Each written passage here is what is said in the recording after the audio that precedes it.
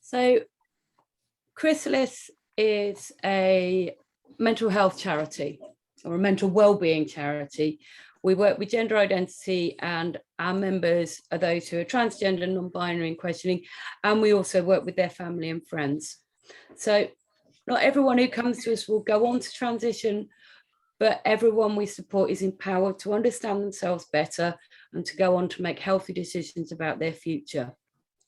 I think that's really important when we look at that in the wider context of hate crime and transphobia across the country.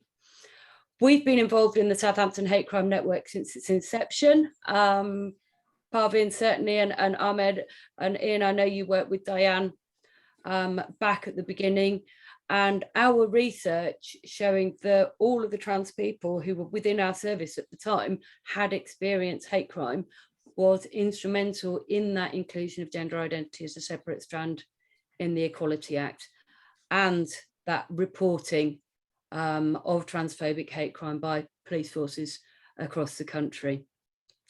I've been involved in the charity since 2010. I took over in 2017, and we've been growing and developing ever since.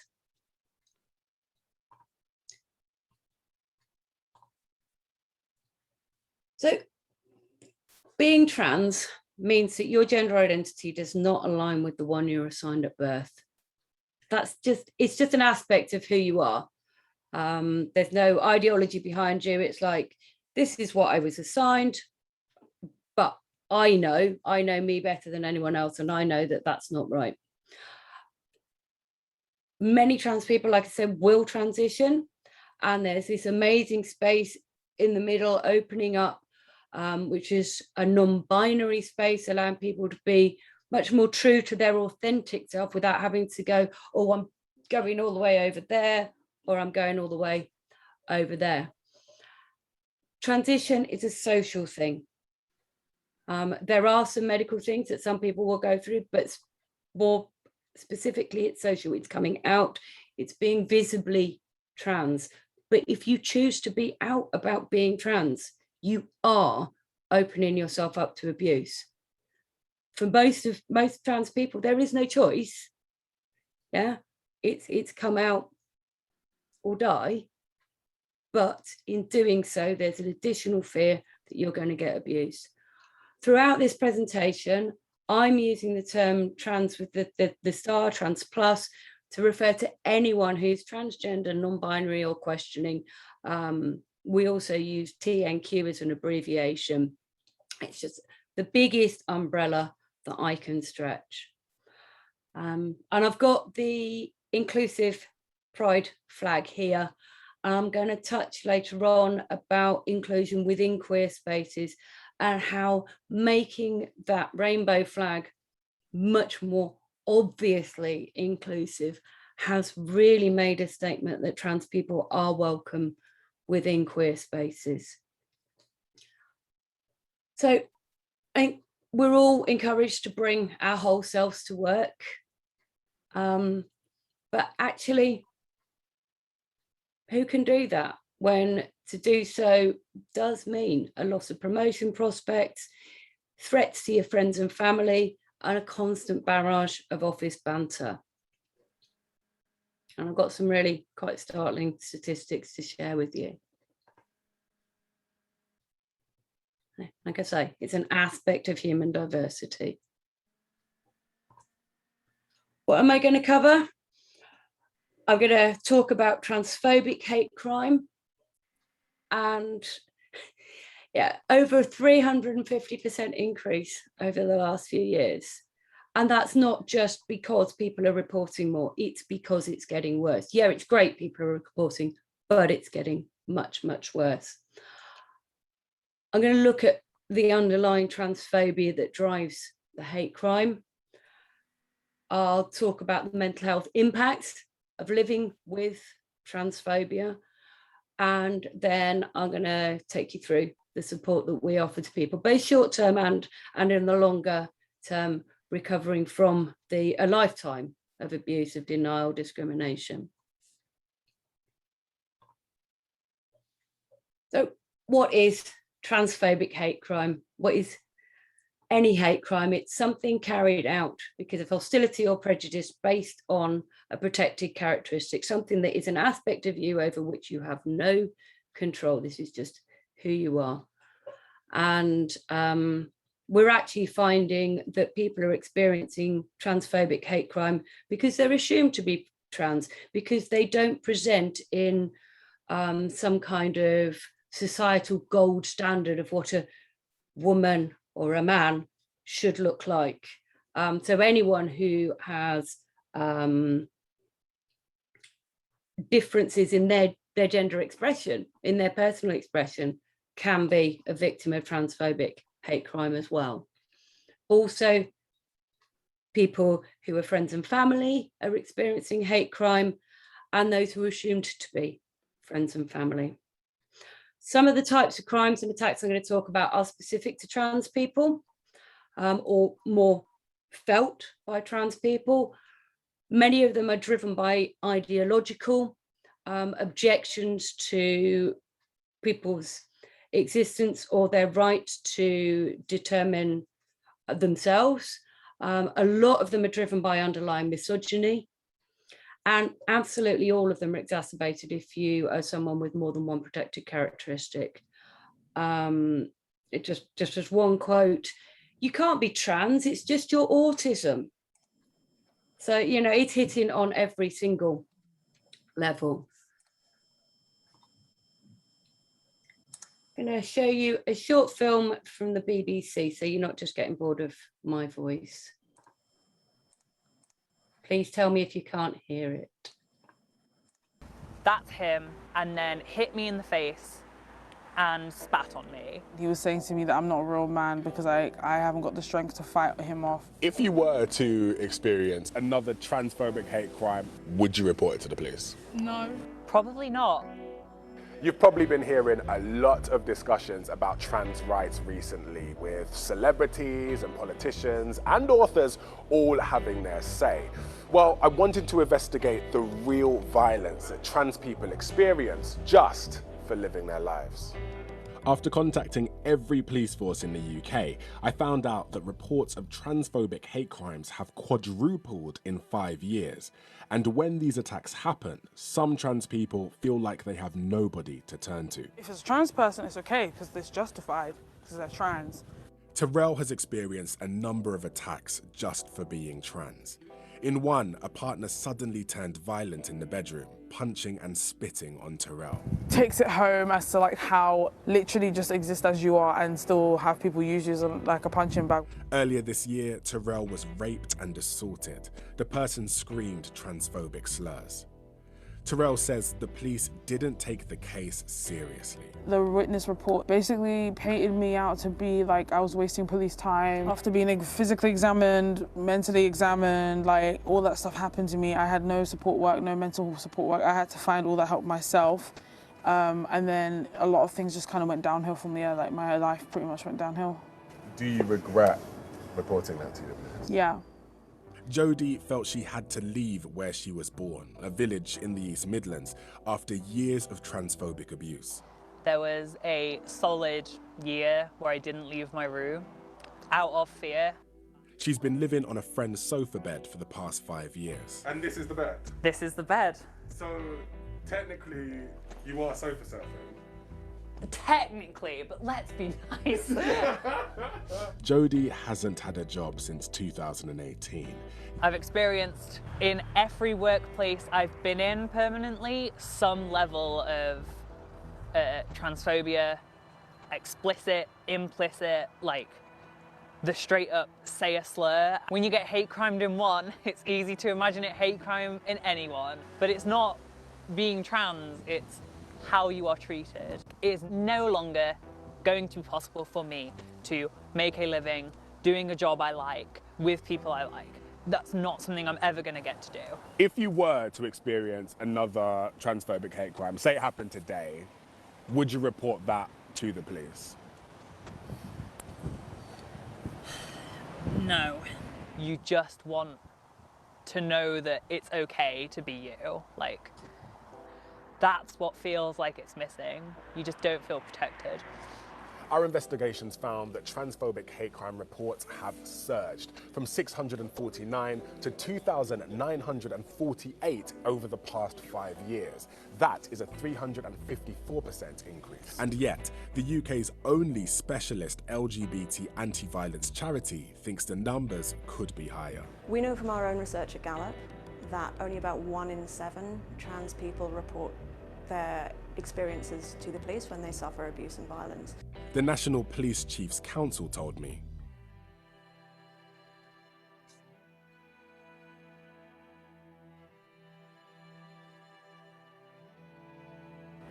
Unless trans people report what's happened to them and are empowered to report what's happened to them, the systems won't change. I mean, you want to hope, but, you know, empty promises all the time. If you care for human life, try to understand us. And if for those who are carrying out the attacks, go seek professional help.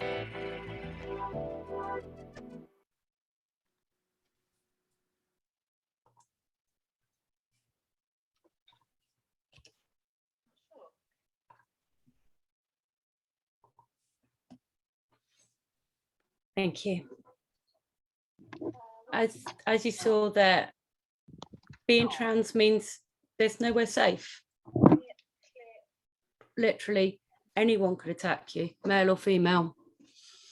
If you're visibly trans, you're at risk.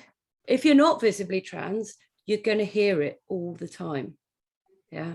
So even if you're stealth or you've not come out, constantly hearing it around you. I'm going to come, you're going to meet Gallup a little bit more as we go forward, and their statistics, they've massively informed this presentation. I have also used our own stats as well. And particularly I want to touch on trans feminine people, especially those who transition later in life, who have no safe space. Sorry, somebody's got their mic on. Yeah, if we can, I didn't mention at the beginning, but if we could just make sure that, if we're not talking, we just have our microphones just switched off, just so there's no interference. That'd be great. Thank you. Coming out of a speaker somewhere, but not. Okay, sorry about that.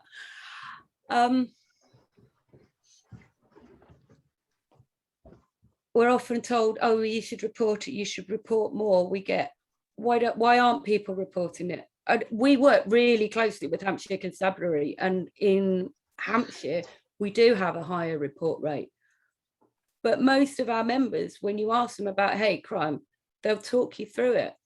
But you say, do you want help reporting? They're like, no, there's no point. Yeah, because they're expecting to find transphobic attitudes, lack of support like Terrell experienced, in the very places where they're going to for support as well. It's not being trans that causes poor mental health. It's the way trans people are treated, the way they're portrayed, and this absolute normalization of transphobia. Trans people are continually forced into positions where they're unable to reach their full potential, can't work, can't socialize. It's not because they're trans. It's because there's an ongoing campaign of hatred which would like to force trans people not to exist.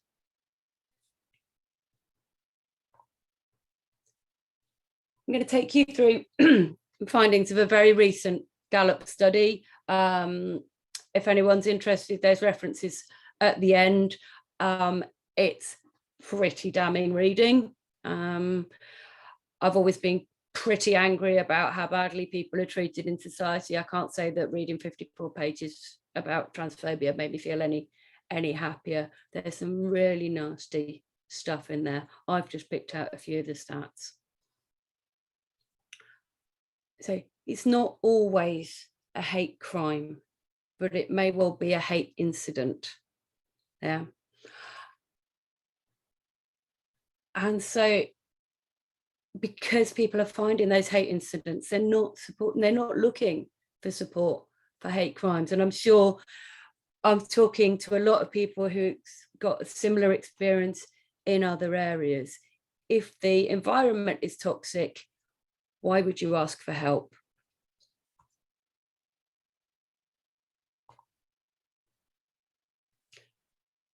So in that report, 4 out of 5 respondents had experienced a form of transphobic hate crime. Is that better than our research back in 2007, where we discovered that all of our members had? They've asked more people, maybe it's better. I don't think so. And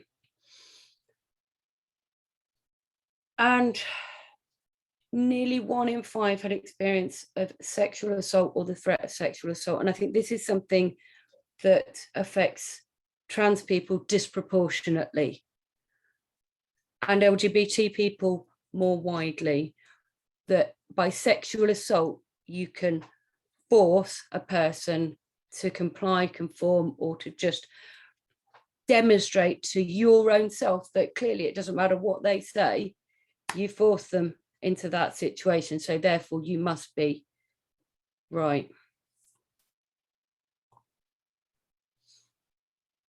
This attack happened this year in Bournemouth. Rowan was just finishing his shift, having a cigarette. They approached him. They challenged him. Why is your voice so high? Told them he was trans. He only just escaped sexual assault because they were pulling him to the car. They were pulling his clothes off. I thought I was going to die. He suffered transphobia and brutality, both in Portugal and England. And he tried to file a report and he didn't get support. We took that up with Dorset Constabulary and we've offered support to Ruan through Pink News as well. And the more we talk about these things, the more people will come to us for support.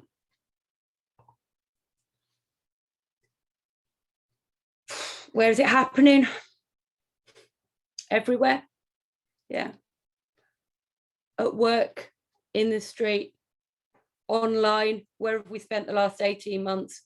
Online, and at home. Your own safe space for 1 in 4 trans people is not safe.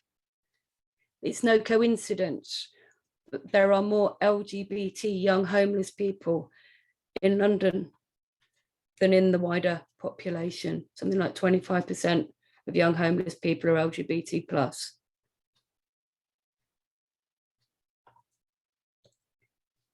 So who's doing it? Strangers, because, you know, why not? Let's just pick on the person that's a bit different. Activists.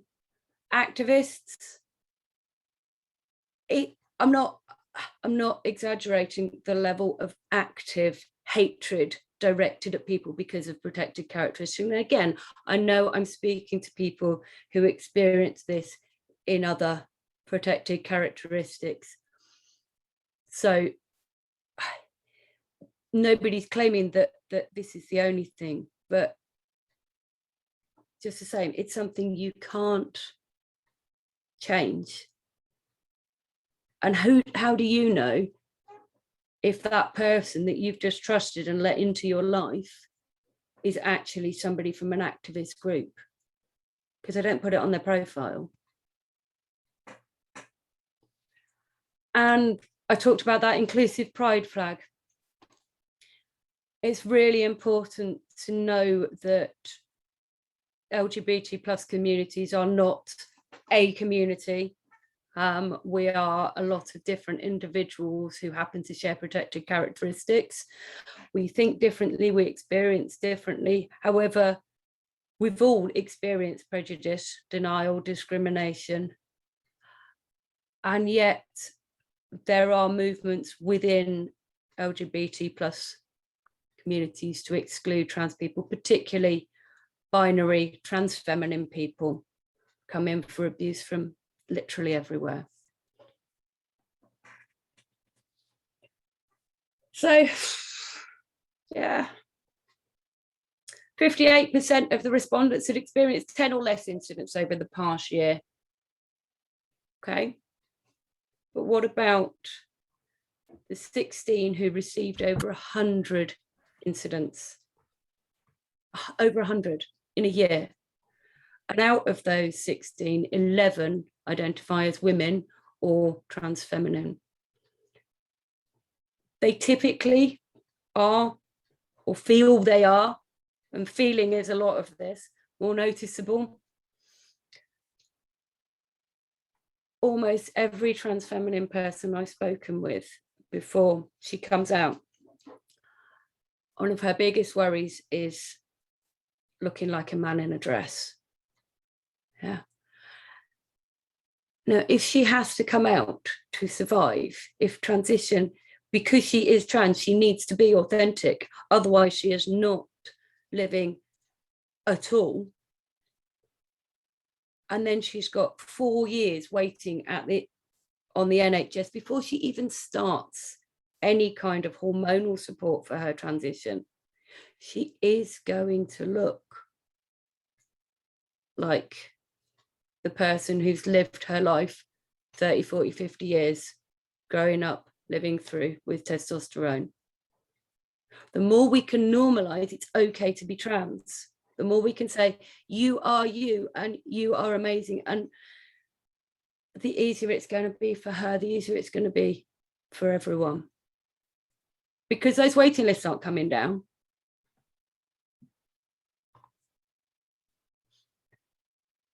And I said about hearing it. So even if you're not seeing it, even if it's not directed at you, you're sitting inside, you're hiding, you're watching your mates share, oh, I don't know, Ricky Gervais jokes, or, you know, a bit of office banter. Again, I'll come back to Hampshire Constabulary. I've only very recently dealt with some very significant instances of poor behaviour within the force. I'm sure, no, I'm not saying anything to anybody that they don't know about that Met Police WhatsApp group that's coming to notice. This stuff is talked about behind closed doors. If you are not out, you are behind those doors being hurt. Or if you step forward and say that is wrong, you are at risk of the abuse yourself.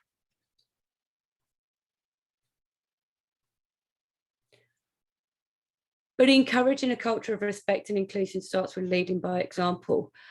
And yesterday, somebody asked me for questions, for some advice around how to make somewhere more inclusive. So you need executive sponsors, you need senior people on the council, in the boardroom saying this culture of abuse, it's got to stop. We are an inclusive organisation. Yeah, we're going to make efforts to make things change.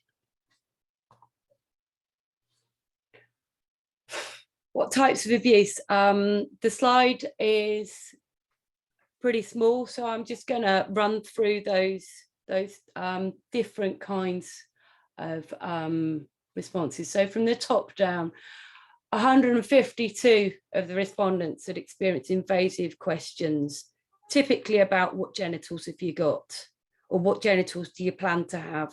Can I look at your genitals? Oh, I don't believe. Does it work? Does it feel? Are you going to have the operation? Dead naming, so that's bringing somebody's old name into the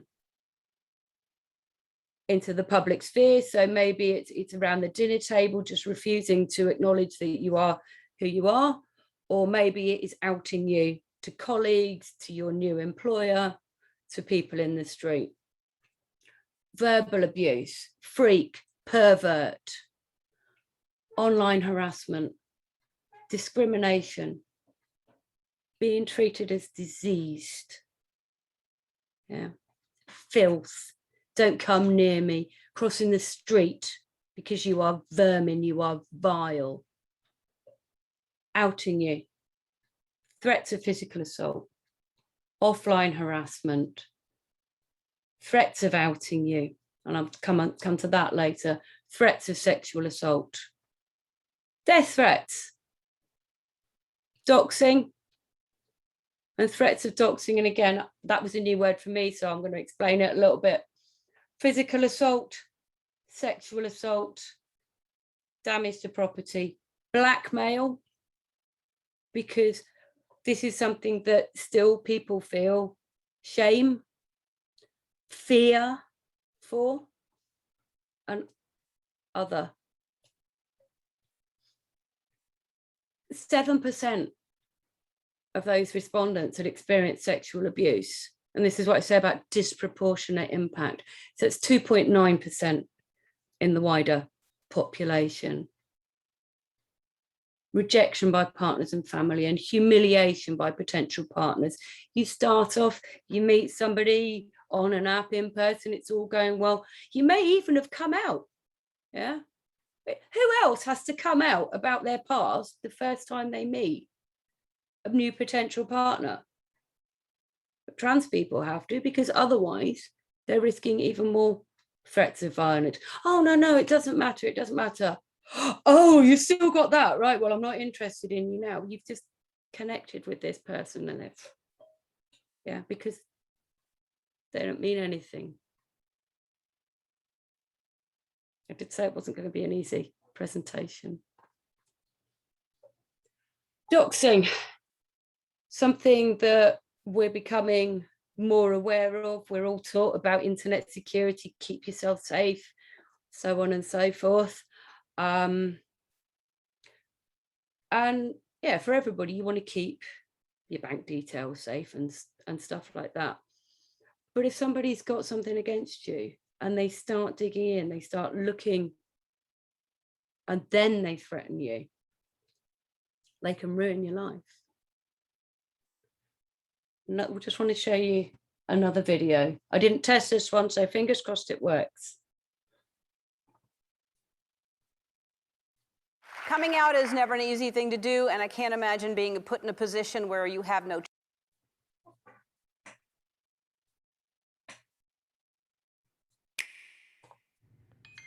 Apologies for the advert. All set for tomorrow?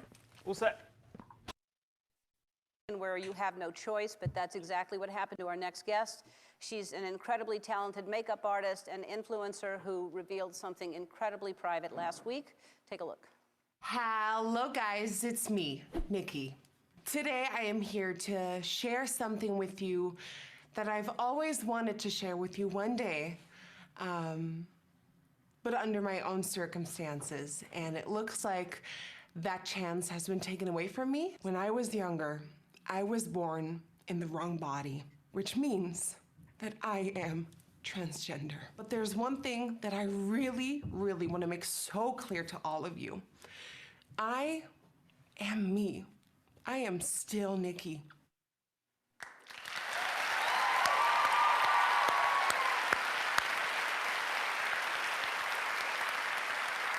Nikki's video has been viewed more than 31 million times, and this is the first time she's sitting down and talking about exactly what happened. From the Netherlands, please welcome Nikki Tutorials. Hi, Nikki. Hello. So nice to meet you. Oh my God, it's an honor. I'm like, can you pinch me, please? Yes, I can. Oh I can. God, it hurts. Yeah. It's real. Yeah.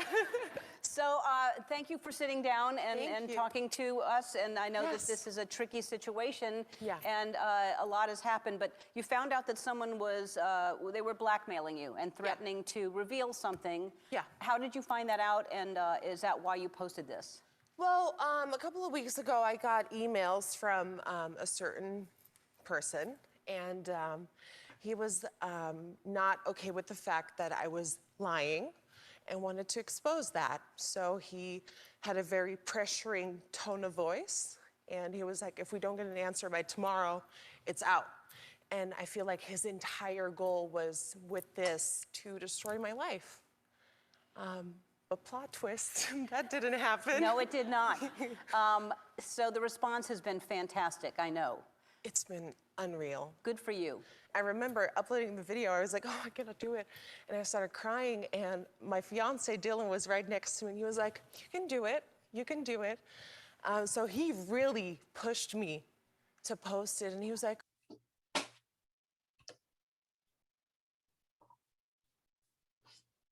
Thank you. So for those that don't know, Nikki Tutorials is a very big YouTube makeup artist, and with 30 odd million followers. So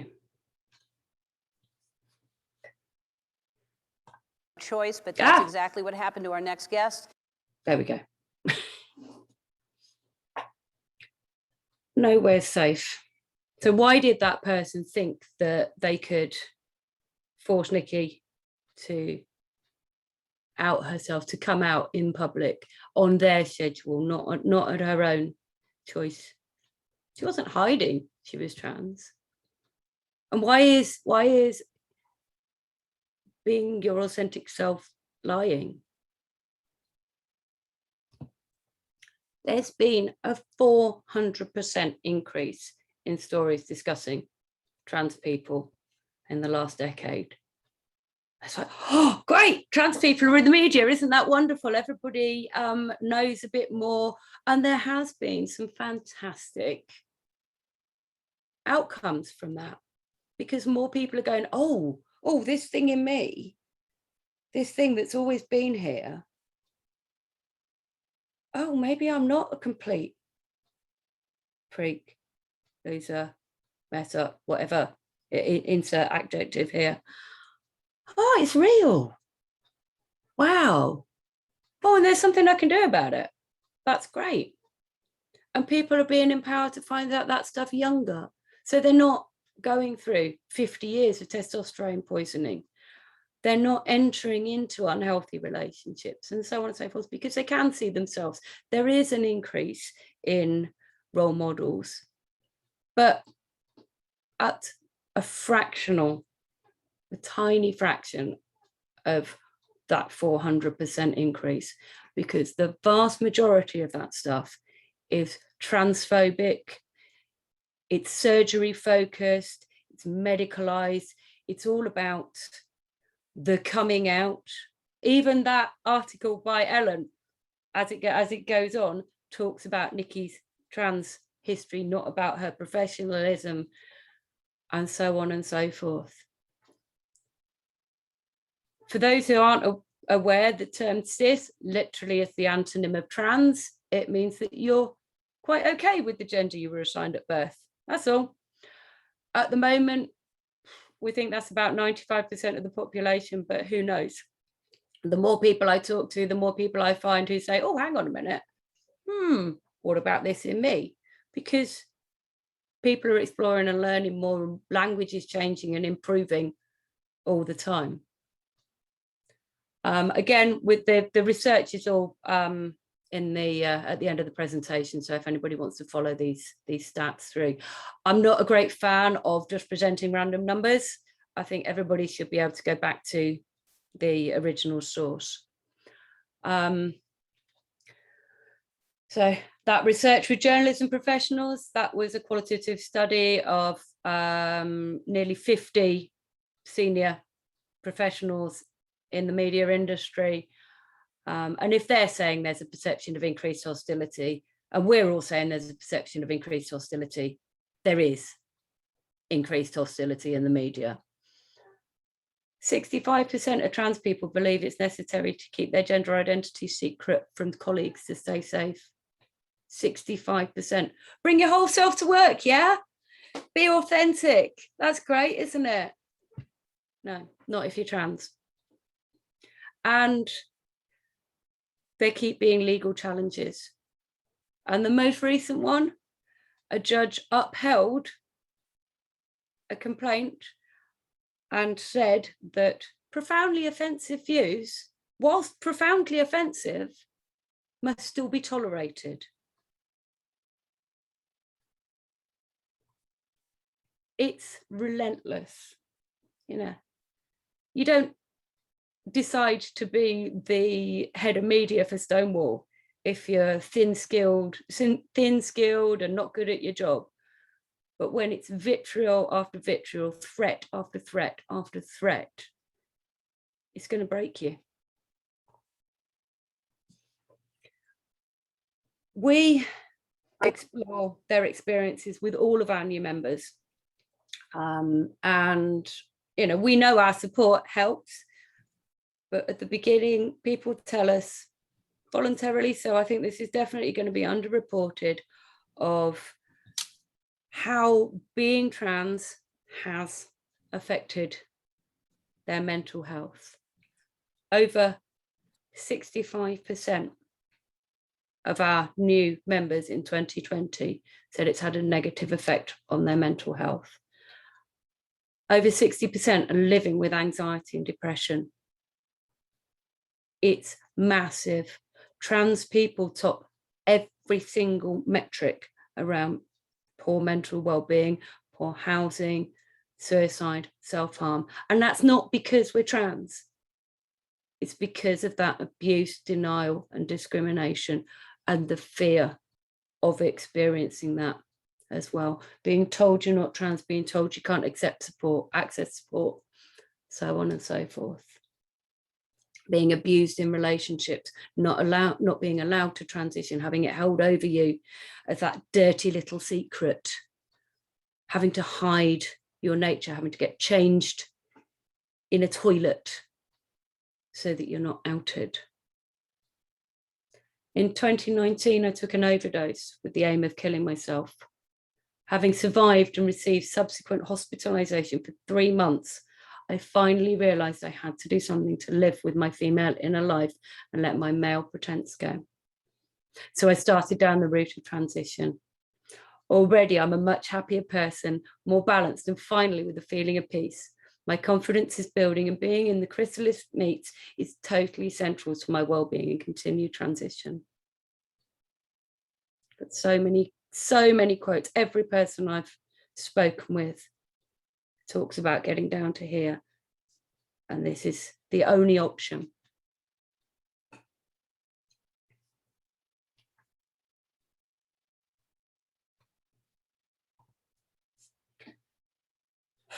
So going back to the Gallup report, when you go out, I mean, we can all complain about the lack of public toilets, particularly in Southampton city centre. Yeah, we can complain about the queues, but what if you can't use any of them? Yeah, what if you can't just pop into a pub, have a quick drink? Yeah. Are you going to feel okay to leave your house? Are you going to stop and chat with your friends?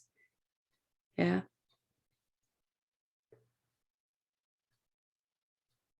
Again, being trans is who you are. Being insecure about what you look like is a societal construct. Yeah. 70% said the continual transphobia makes them insecure.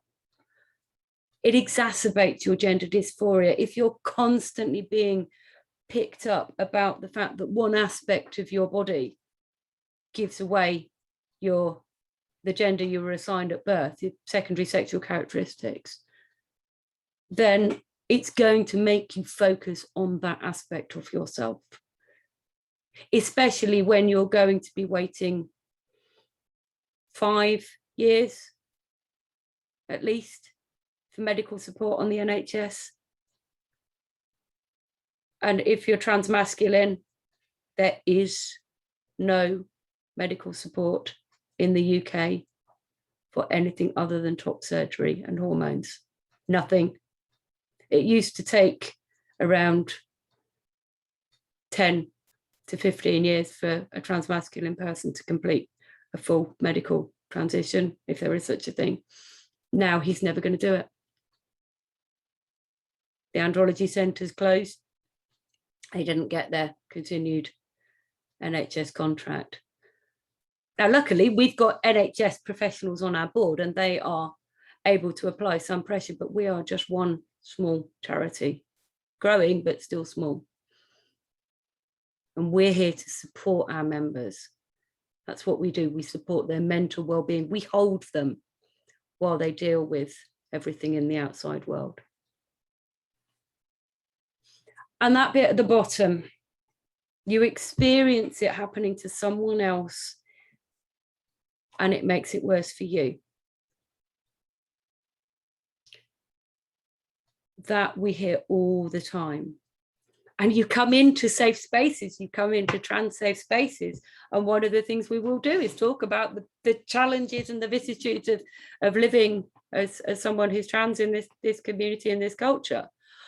And so people are going to hear it. So even in the safe spaces, there is an element of unsafety.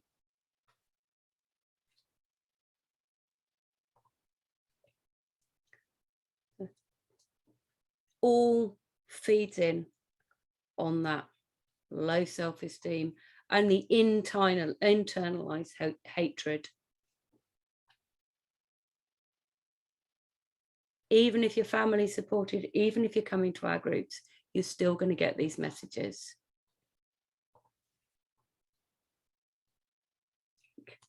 How could it not affect one's mental well-being? It's constant, absolutely constant. So what do we do to support people? We have dedicated hate crime reporting. We've been a third-party hate crime reporting centre since the very inception, and we have trained advisors. So we've got strong links with local constabularies and with the CPS. So we do a lot of work to empower our members, not only to report, but to understand the processes behind the reports, behind the convictions, to promote that there are convictions, and to promote the LAGLOs, the lesbian and gay liaison officers, or whoever is local, to try and get them support within the organisation. And again, you know, we've been talking with victim support and all of you who do this work to make your services safer. Every time we speak to someone, it's great because we can say, look, there is a champion within the organisation who is trying to make things better. But it's not enough.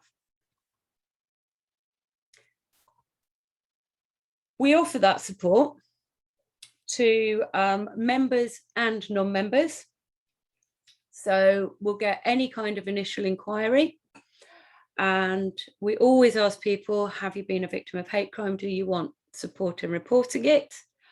I'd say most will say yes, no. Some will say, yes, I've already reported it. A few do ask for additional support. They are the ones typically living in horrific situations with neighbours who are abusive constantly. They've reached rock bottom. We are the only place. They've tried the police. They think that we can help them. We can advocate for them. And indeed, sometimes we can. And by putting our weight behind, maybe we can get housing to take a little bit more notice and they can be rehoused. But the damage is done. If somebody just wants support, that's absolutely fine. We're not going to put them on our books. We're not going to store anything. It's totally separate. If, however, they want to talk, they want to join our groups, then we'll take them through our joining process.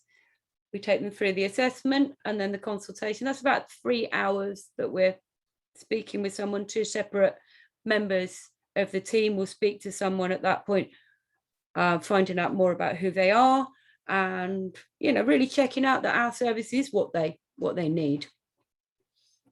So they've got complex issues, there's other high risk factors, then we will do an individual review. And then from that, they'll be put into the various supports. So we've got a wellbeing drop-in, which is for literally anybody. At the moment, that's for trans non-binary questioning people. Sorry. We have 2 separate support strands, one for trans non-binary questioning people, one for friends and family. Yeah. So when I'm talking about it, specifically, whatever support you get will be for your branch, because we keep the support separate so that people can feel totally safe. And that's totally safe in whatever realm. We're not going to force anyone to come to any kind of understanding, to do anything. We exist to provide a space for people to explore their own stuff and to make healthy decisions about what they're going to do next. And that works exactly the same for our trans non-binary and questioning people as it does for our family and friends groups. So you go into the wellbeing for everybody. If you want a support group, so say you want to be talking about your vulnerabilities, you want to do the emotional work. Typically that's people who are thinking about coming out or have recently come out or just questioning. And then we offer up to a year's counselling for anybody who comes in. We check in with you regularly, how are you doing? And we keep that cycle going. And that is where we explore that trauma and we empower people to heal. So coming into a safe space, finding other people like me, suddenly not being alone. Yeah, checking out, is this me? Is this real? Oh, other people have felt like that. Yeah, other people worried about that or experienced that positive thing. You can come into a group and you can share an amazing story about how things have gone brilliantly. And you can use your counselling to work on whatever you want. But a lot of people will use it to work on trauma. Oops. A few quotes from some of our members. And again, it's quite small. I hope you don't mind me reading it out. So being part of Chrysalis has been an immense help for my confidence and being able to feel included. It's been a real positive experience. And that was Natasha. And the one-to-one support means a lot to me. It's a major highlight of my week and allows me to talk to someone. Particularly enjoy the unbiased and separated talk from my daily life without feeling like I'm being a burden to anyone. It's lovely to hear from my one-to-one support person and helps me a lot in recentering myself every week, helps me get over my cabin fever. And that was really relevant through the first lockdown when nobody knew what was going to happen. So we were phoning our people weekly. I can understand now how people can get on with their life and do things. It's no longer all-encompassing. I feel lighter now. To know there are people I can talk with makes all the difference to my life. Thank you. Through group, alongside one-to-one counselling, I was able to reach a point in my transition where I felt confident enough to make my own way in the world with regards to my gender identity and expression, and make decisions to help me get closer to being my authentic self. Okay. Thank you for listening. And you've got our report.hate email there. The next slide has got the references on, but so I will share it, and then what I'll do is I'll stop the presentation and take any questions that people have got. Obviously, when I send the presentation out, all of those are hyperlinks, so don't need to worry about taking photos.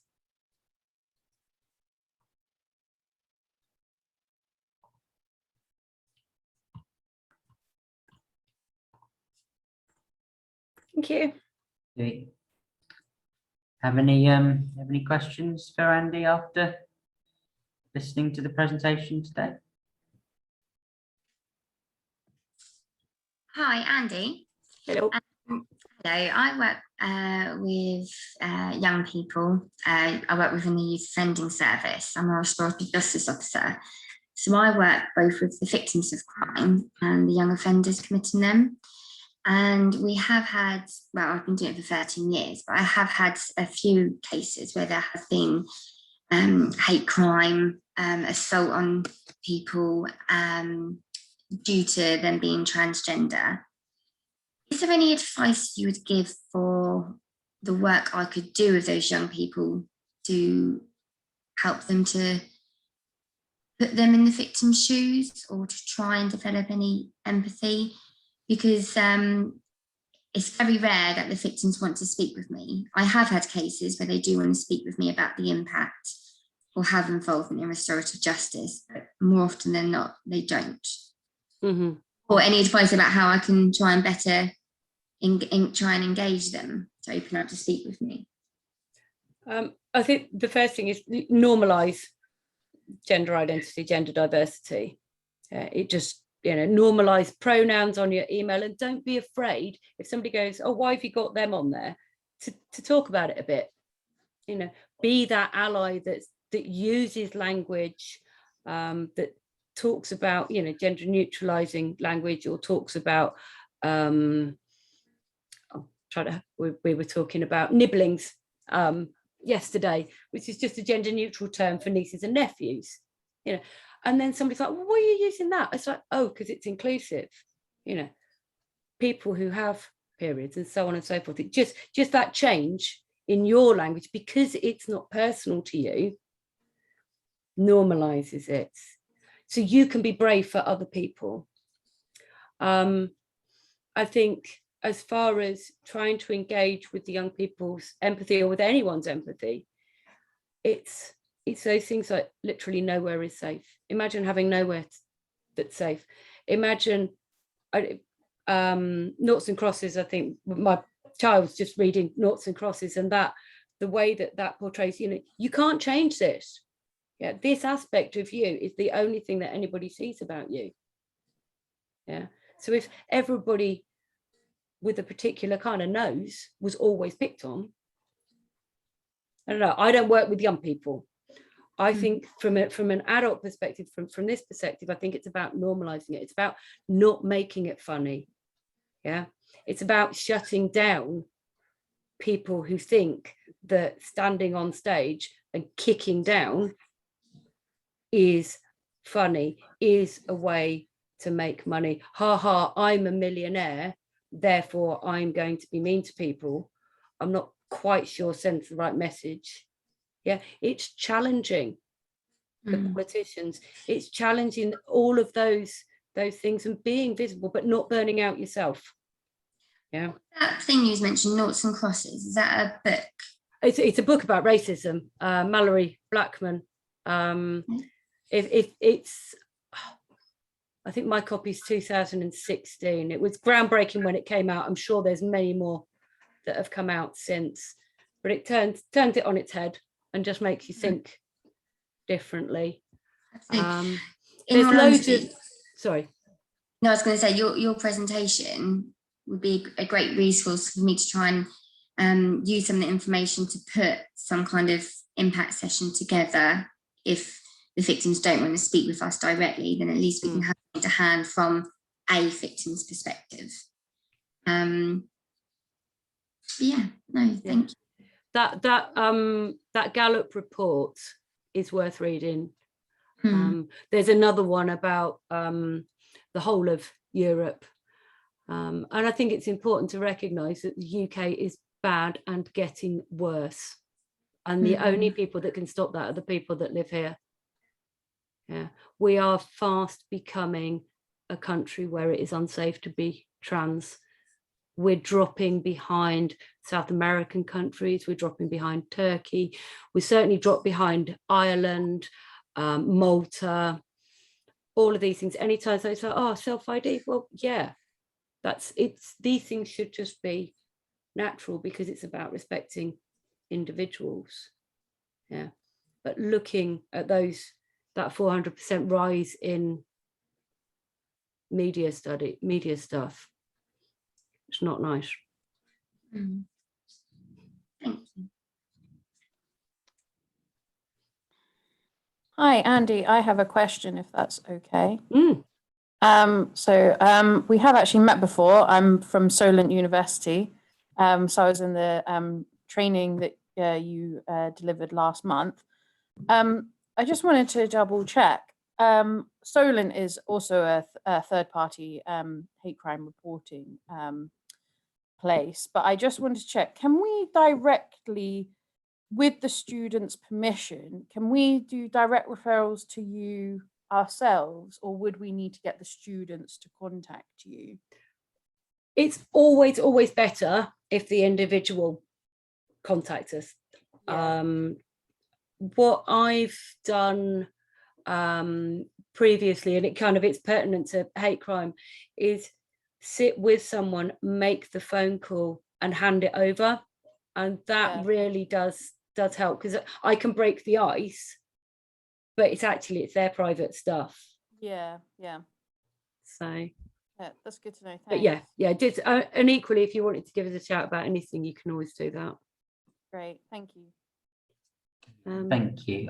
You see, we've also got yeah, Ian and Parvin have their hands raised. So yeah, take a question from Ian.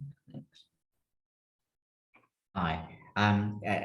We, as you know, Andy, support disabled people, and so certainly there's a lot of common features there amongst discriminated groups. How would you advise an organisation like ours that owns building and stuff like, you know, what do we need to do to get better being friendly to other groups, particularly in this case LGBT groups? You know, what are we not doing that we should be doing? I think the biggest single thing for a building owner is to do that same audit that we all quite rightly did back in 2004, and looked at accessibility, and look at it again. What gender neutral spaces have you got? And I'm still trying to source gender neutral toilet signs that aren't like really naff.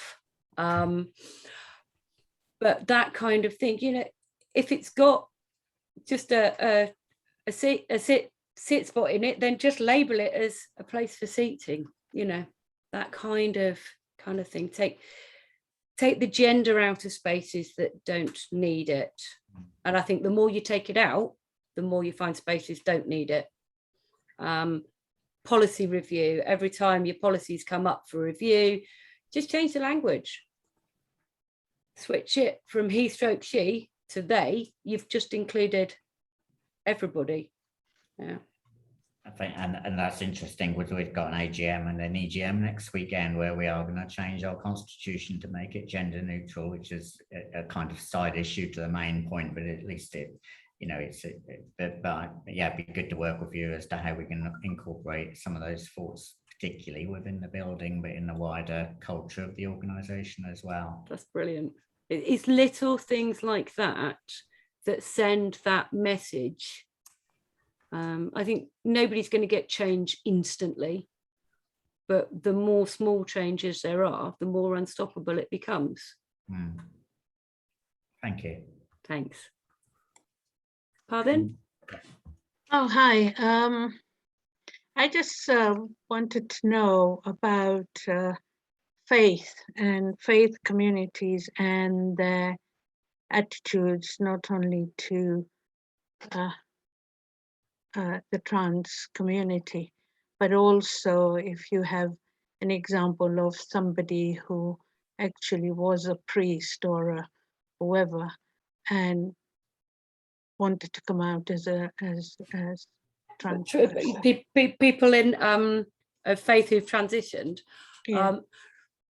Not off the top of my head. However, I can certainly get you examples. I think the biggest fact I would say is LGBT plus people, it's an aspect of who we are. We're not a community. We don't have a book of faith. We don't all think alike. We definitely are just individuals. So LGBT plus people are people of faith. However, they are treated harshly by a not insubstantial amount of faith establishments. So I'll give you an example of somebody who came to talk at one of our groups. He went to the church that my friend goes to. And then he came out, he thought, because it's a nice inclusive church, it does everything else, it's all very proactive, he thought it'd be like absolutely fine. He came out and discovered the doors were closed to him. Yeah, don't talk to us, you're disgusting, you're a freak, you're going to corrupt our children, off you go. And he then, in the midst of coming out and finding his authenticity, has had his faith ripped apart. He was strong enough in himself that he found a new church and he found faith. Yeah, but many, many people lose their faith, not because they've lost it, but because they've had it forcibly taken from them because of something they can't control. So certainly I can find you examples. I was at a talk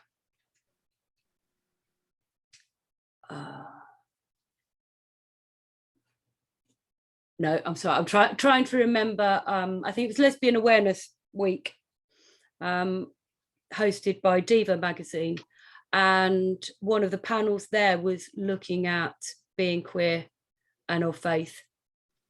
And there were people from all different faiths, from Judaism, from Christianity. There was a Sikh woman, there was a Muslim person, and they're talking about their experiences. There are associations. The Matt and Naz Foundation, I think, would be a fantastic resource for anybody to look into around LGBT plus. And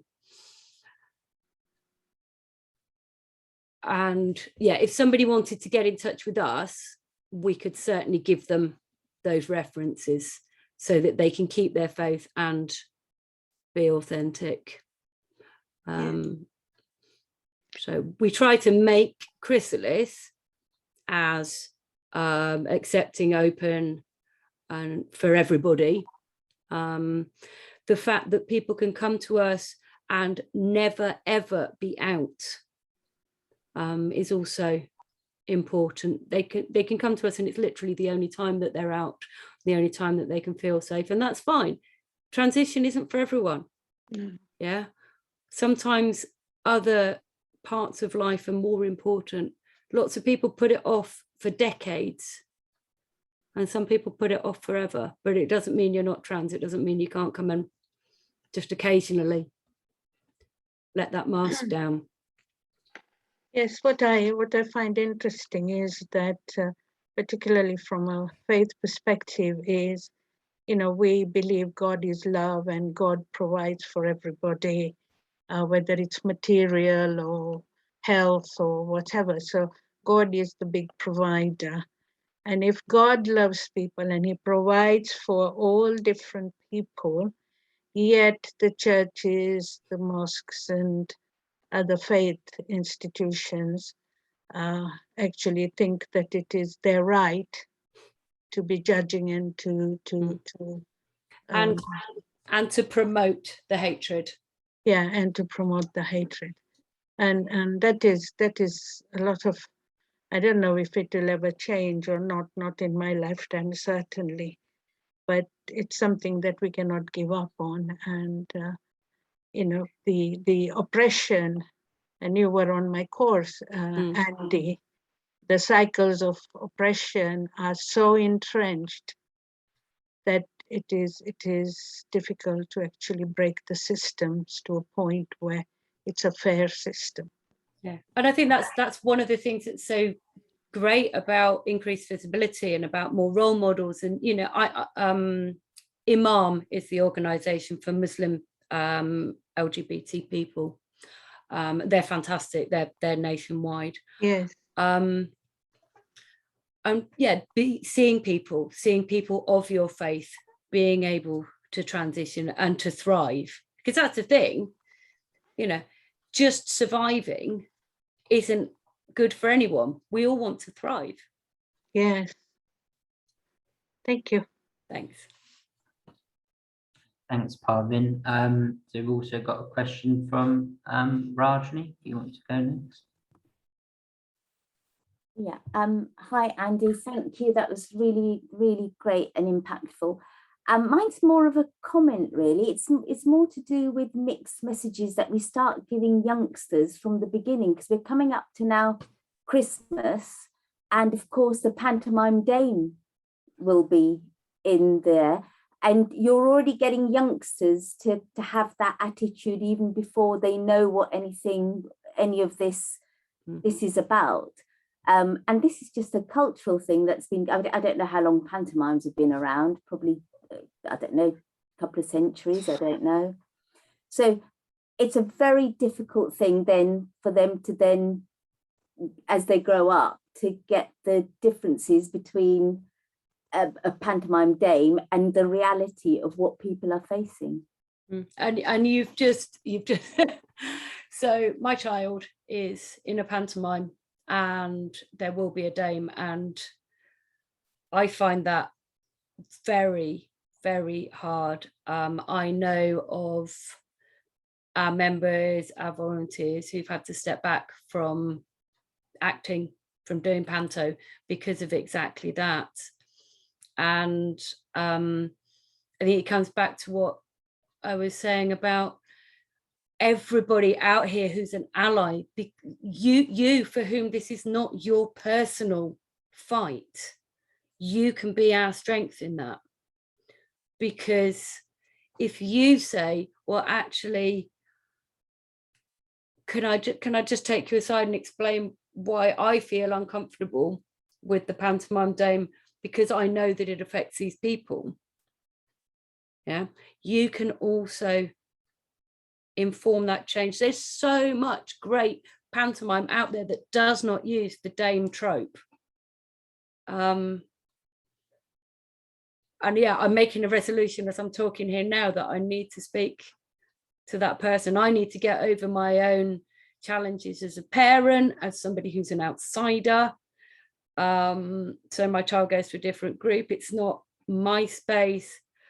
The fear of being pushed back if I say, hang on a minute, oh God, am I being too woke? No, actually, what you've just said there is it's not just about upsetting people who are out. It's that young person sat on the sofa. So yeah, I think I'll take that from here. Thanks. Thank you. Thank you for those questions. Do we have any more questions or comments for Andi today? No? Okay. Well, yeah, if there aren't any further comments, then what I will put, it's okay, Andi, put your email in the chat box, and any questions that you do think of maybe after the session, then yeah, by all means feel free to ask Andi. As we've got a little bit of time for the end of the session today, we do have a question, actually, a couple of people, so we'll go to those. Yeah, do Ahmed first. Thanks, Sam, and apologies for putting my hand late after you've already asked the question. I just wanted to make a comment. First of all, like everybody else on this call, thank you very much, Andi. That was very much, I know, a very heartfelt presentation, because you believe in the work you do in Chrysalis. You know, we go a long, long way in doing a hate crime support for victims. So I'm very grateful to you and Chrysalis for continued support. You're one of the founding members of the Third Party Reporting Network in Southampton, and I am very much obliged to you for coming on board at the early days when we started it. What I just want to say for all those people on this call and beyond, the Third Party Reporting Network, which obviously now Spectrum leads on it for the community and its members, and Sam is our coordinator, not only provides the opportunity for members to seek each other's expertise and knowledge to support their clients that they deal with on a day-to-day basis with everything that may affect their lives, but also it's an opportunity I think people should consider taking on board to strengthen and better inform themselves about each other's issues.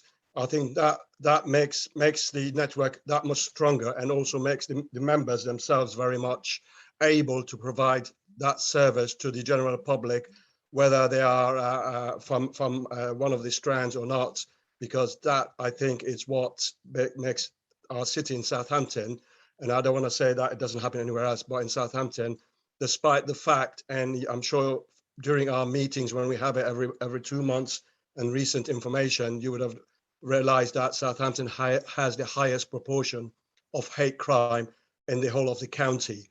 And there are all sorts of reasons for it. And one of them, for me, I always say it and I believe in it, is because we have members now who are dedicated in advising, guiding, and encouraging people to report hate crime because something can be done about it. So thanks again for all that. And please use the network and each other as you've been doing.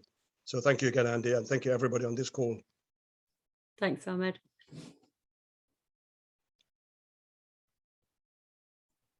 Great. Thank you, Ahmed. So also got a question from Caroline Sargent.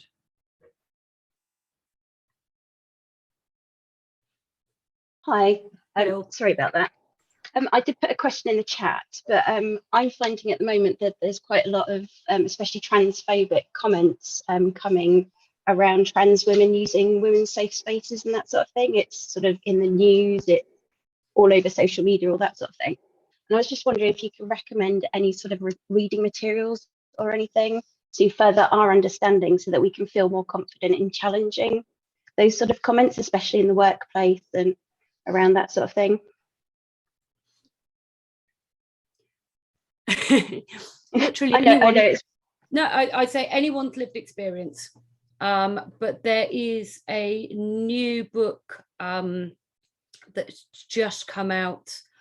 You see, I've done this again. I can see the picture on the front. I think it's The Gender Conundrum or something. Is it a transgender issue or something? Is that the right That's one? it. That's the one. Yeah, absolutely. Read that. And also Finn McKay has just released a book. Both of those I would say would be definitely read those. And I think that the answer to any of those things is, let's focus on the big stuff. Let's focus on the predators, not a small percentage of the prey.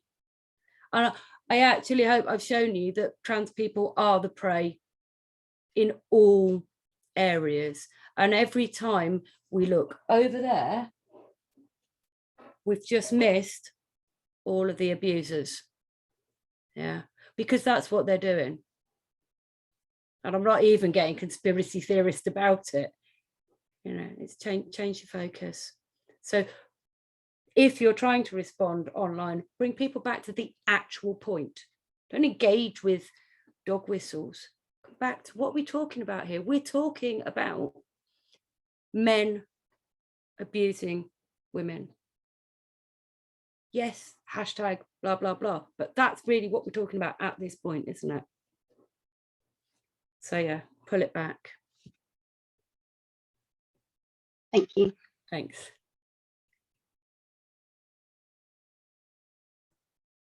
Great, thank you, Caroline, for that. Is there any other questions, comments? No? Okay, well, I have put, as you'll see, I put Andy's email in chat now. So yeah, by all means, feel free to use that if you think of any thing you'd like to ask following the session. Sorry, Caroline, your hand's still raised. Have you got another comment, or is it just no? Okay, that's great. All right. Well, yeah. While we've got a little bit of time, if there aren't any other questions, I'm just going to make so that if you have any questions, wider questions, obviously if it's about, you know, to do with gender identity, LGBT issues, then obviously it's best to speak to Andy. But you may have some questions about the Southampton Hate Crime Network, or want some information about that. So I'm just going to share the screen and put up some contact details so that you can take note of those if you do have any comments. So just yeah, just bear with me while I share my screen, and then we'll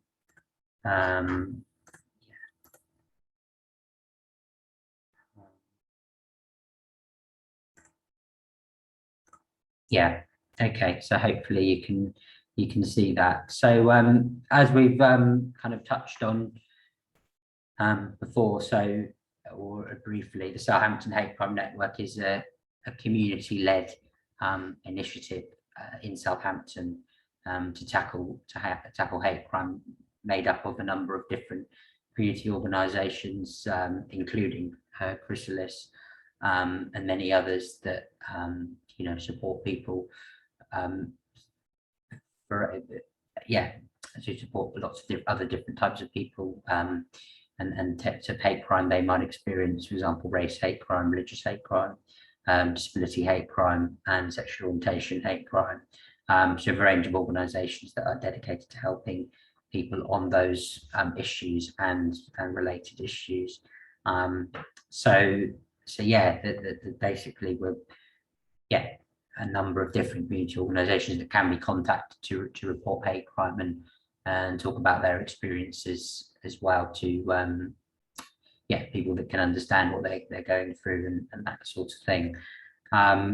If you'd like further information about the kind of work that we do, or contact details of our members and different resources you can use digitally and things like that for raising awareness, then use my email there, sam.waddington@spectrumcil.co.uk, or you can phone me. It's better to probably use my mobile number as first call for the moment. So it's 075 1161 8232, and alternatively the landline number 0238 2643, and the address is there should you need it too. Happy to take any questions that you might have on the wider work of the network. So that's that. I've also put here details about what we've also got upcoming regarding these hate crime sessions. We're aiming over the next few months to do on all sorts of different types of hate crime from other organisations that specialise on these issues. So the next one will be apologies for that. That should read 30th of November 2021. So for this session here on race hate crime. Just note that that's the 30th of November 2021, not October. That'll be 2 p.m. to 3:30 p.m. and that'll be led by the United Voices of African Associations. And then we've got a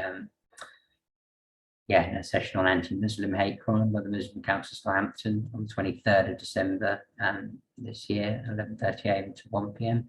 And then one on hate crime against Chinese people from the Chinese Association of Southampton, and that'll be on the 18th of January 2022, 2 to 3. And then there'll be ones and other types of hate crime to be announced in due course. If you can use my email address, which I just showed you, if you want details around those sessions, for example, the Zoom links, or details about the other sessions as well, feel free to give me an email. It'd be if you're able to attend, it would be great to just to see you there. Okay, well, I think that's kind of the information that I wanted to give there, and I don't think there's anything more from Andy today. So basically, first of all, I'd like to thank Andy for your time today and delivering that session. I think that was incredibly useful for everyone, and it was an honest reflection on the types of issues that people face around transphobic hate crime, and I think it was important to provide that information today. As I said before, thank you for having me. No problem. It's been good. It's much appreciated, and and obviously everyone that's attended today, thank you very much for your attendance too, because as I've said before, without you coming to these sessions and being interested in the information that we're giving, it wouldn't work. So thank you to everyone that's taken the time out of their schedules to come today. And I hope you've been given some information that you think useful and you take on board for your your organizations and different organizations and things like that.